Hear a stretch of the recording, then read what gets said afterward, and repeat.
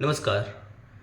कौन है जमाई टोला? क्या है जमाई टोला? दमादों का मतलब झारखंड जो है दमादों का अड्डा बन चुका है। इसके लिए ज़रूरी है कि सबको चेतना दिखाना, समझाना। झारखंड के कुछ ज़िले हैं जो बांग्लादेश के सीमा से सटे हुए हैं। करीब 6 ज़िले हैं झारखंड से समीप हैं। तो जैसे उनका पहला नाम है गोंडा, साहिबगंज, पाकुड़, दुमका, जामताड़ा, देवघर। जो यहाँ पे बांग्लादेश के रोहिंग्या लोग सबसे ज़्यादा आकर यहाँ पे बसे हुए। सबसे ज़्यादा देखेंगे तो जो पाकुड़ है वह सबसे ज़्यादा नज़दीक पड़ता है झारखंड और बांग्लादेश के।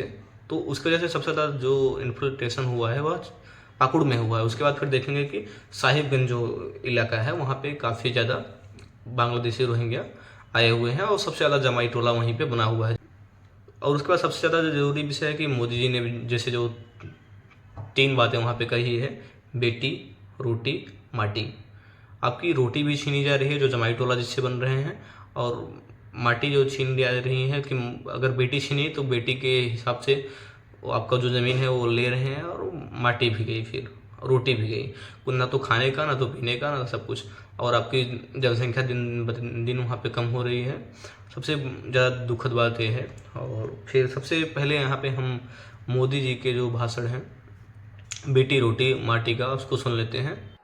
ये आपकी रोटी भी छीन रहे हैं, ये आपकी बेटी भी छीन रहे हैं, और ये आपकी माटी को भी हड़प कर रहे हैं। कितनी शर्म की बात है कि बेटी रोटी माटी आपकी छीनी जा रही है और हम लोग कुछ नहीं कर पा रहे हैं। विषय बहुत गंभीर है। झारखंड के अस्तित्व का विषय है। झारखंड के आदिवासियों का अस्तित्व का विषय है, जिस कारण से बिहार जो है से झारखंड को अलग किया गया था सिर्फ आदिवासी के नाते, कि आदिवासी लोग हैं वहाँ पे, उनका दुर्व्यवहार हो रहा है, उनके साथ अत्याचार हो रहे हैं। तो इसकी वजह से अगर झारखंड बना और झारखंड में फिर भी अगर ऐसा होने लगे तो दुखद है। जबकि वहाँ के मुख्यमंत्री जो हैं वह भी आदिवासी समाज से हैं, तो उसके बाद भी अगर ऐसा होता है तो फिर बहुत दुखद है, हिंदू समुदाय के लिए बहुत दुखद है। तो दूसरी बात है यहाँ पे देखेंगे कि जो हमारे असम के मुख्यमंत्री हिमंता दादा हैं, वहाँ पे वो लोग वहाँ पे भौकाल मचाए हुए हैं। उनका यहाँ पे भाषण अगर नहीं सुने तो फिर पूरा नहीं होता है। तो झारखंड में उन्होंने जो कहा है कि हमें घुसपैठियों का आउट नहीं चाहिए। सबसे बहुत ज़रूरी बात है कि घुसपैठियों का आउट हमको नहीं चाहिए। हमको हमारे हिंदू भाइयों का आउट चाहिए, हमको झारखंडियों का आउट चाहिए, हमको झारखंड में रहने वाले हिंदुओं का आउट चाहिए। हमको घुसपैठियों से डर नहीं है। घुसपैठियों से डरे मुख्यमंत्री जी, हमको नहीं डर रहे हैं।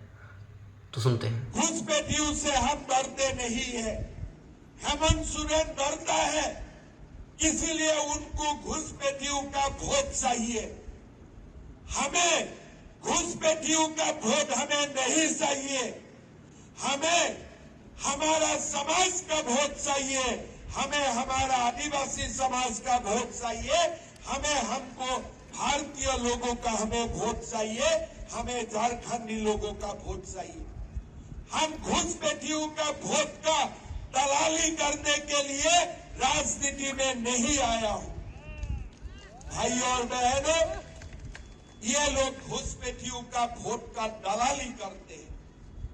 ये लोग झारखंड को आज एक ऐसा रास्ता में लेके जा रहा है जहां में हमारा युवाओं का कोई भविष्य नहीं रहेगा।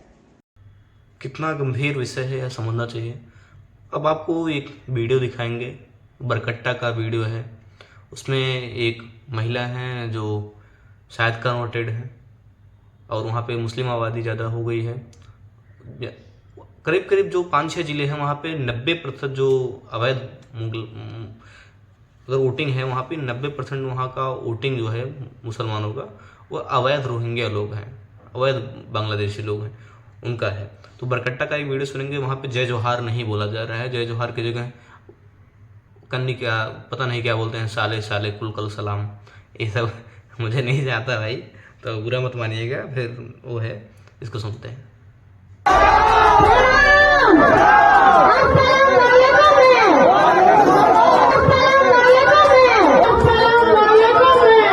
अस्सलाम वालेकुम। सही सुन रहे हैं आप, न जोहार, न नमस्ते, न राम राम। अब झारखंड में अस्सलाम वालेकुम ही चलेगा। जिस झारखंड का अस्तित्व जोहार, झारखंड बिरसा मुंडा के पूजन से आराध्य से ही माना जाता था, वहाँ पे अगर ऐसा अब हो रहा है तो वह दुखद ही है। जोहार की जगह अगर कुछ ऐसे शब्द उपयोग में लाए जा रहे हैं तो दिक्कत ही वाली बात है। और यहाँ पे अशोक श्रीवास्तव जी ने एक बढ़िया डिबेट किया था, उनका वीडियो अगर नहीं देखा तो समझो पूरा नहीं होता है, फिर उनको देख लेते हैं। अब मुझे कुछ चीजें पब्लिक डोमेन में रखनी होंगी। मैं फिर कह रहा हूं, गढ़वा में 75% आबादी मुस्लिम आबादी है। और गढ़वा में क्या हुआ, गढ़वा के अंदर बाकायदा, फिर दोबारा बता रहा हूं, ध्यान से सुनिएगा, वहां सरकारी स्कूल, 100 से ज्यादा सरकारी स्कूल गढ़वा के, उन्होंने रविवार की छुट्टी कैंसिल कर दी। कहा कि रविवार को छुट्टी नहीं होगी जी, क्योंकि मुस्लिम इलाकों में स्कूल है, इसलिए यहां पर अब जुमे के, और सरकारी स्कूलों में ऐसा हुआ। ये हेमंत सोरेन की सरकार के नाक के नीचे हुआ। दूसरा, वहां पर स्कूलों के अंदर ऐसे वीडियोज हैं, वहां पे हिंदू बच्चों से कहा गया आप हाथ जोड़कर प्रार्थना मत कीजिए। हाथ जोड़कर प्रार्थना करने की पूरी जो परंपरा है वो हटा दी गई। क्यों? क्योंकि वहां हिंदू अल्पसंख्यक हैं। और क्या हुआ, जिन स्कूलों में 75% मुस्लिम आबादी थी, जिन जिलों में, वहां स्कूलों को उर्दू स्कूल बना दिया गया। ये सब अगर हो रहा है वहां पर, और फिर मैं कह रहा हूं कि अगर वहां पर टोले बने हैं, जमाई टोला क्या है, गांव का बच्चा जानता है, झारखंड में बच्चा जानता है। ये जमाई टोला वो होते हैं जहां मुस्लिम आबादी होती है, वो घुसपैठी होते हैं, वो आदिवासी लड़की से शादी करते हैं और उनका एक अलग गांव बस जाता है और उसके बाद पूरी लैंड ट्रांसफर हो जाती है उनके नाम। क्या ये सब चीजें सिर्फ एक तथ्य नहीं है सर, ऐसे सैकड़ों तथ्य हैं। किस को इनकार करेंगे सर आप?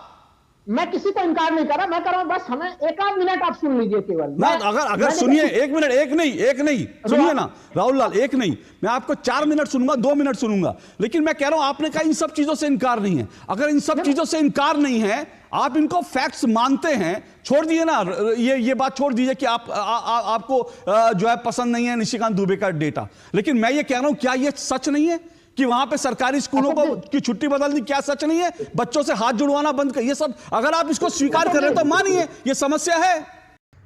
जिस तरीके से बाबूलाल मरांडी, निशिकांत दुबे और उसके बाद फिर हमारे जो मुख्यमंत्री असम के हैं हेमंत दादा जी प्रयास कर रहे हैं, और मोदी जी का जो बेटी रोटी माटी वाले जैसे बयान आ रहे हैं, यह समझना बहुत ज़रूरी है कि अगर 6 जिले आज कवर हो जा रहे हैं तो आने वाले टाइम में बहुत दिन नहीं लगेगा। आने वाले 5-10 साल जो ऐसे होंगे कि कुछ और ज़िले कवर डबल हो जाएंगे, जो कि वहाँ पे मस्जिद, मदरसा और ये सब बनता जाएगा, फिर प्रॉब्लम हो जाएगी ज़्यादा। तो समझना यह ज़रूरी है कि आने वाले अपने भविष्य को देखकर वोट देना चाहिए। अगर आपको अच्छा लगता है तो लाइक करिएगा, शेयर करिएगा, सब्सक्राइब करिएगा। धन्यवाद।